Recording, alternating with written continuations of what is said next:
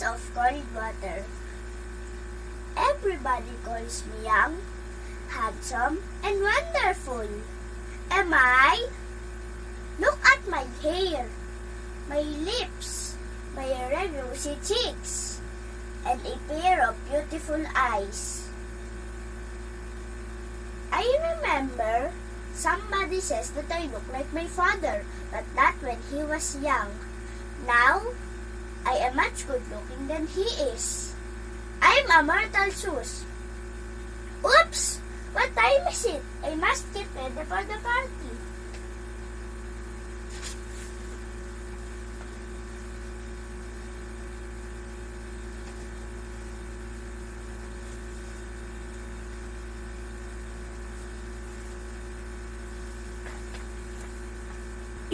Aha! Here they are.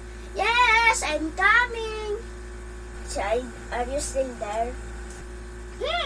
That's my father. Child, are you still there? Will you please get me a glass of cold water? Papa, I'm in a hurry.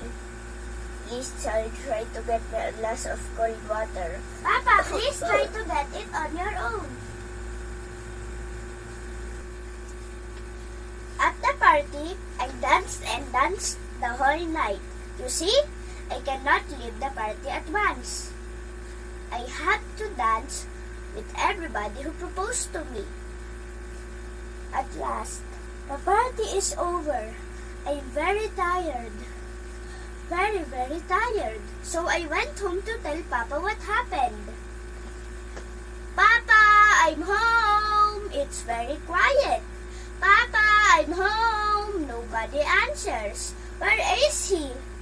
I look for him in the sala, but he's not there. Where is he? Aha! In the kitchen.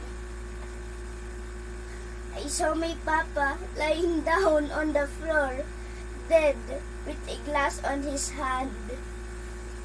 Oh God! Just for a glass of cold water! Oh Papa! Oh Papa! A glass of cold water.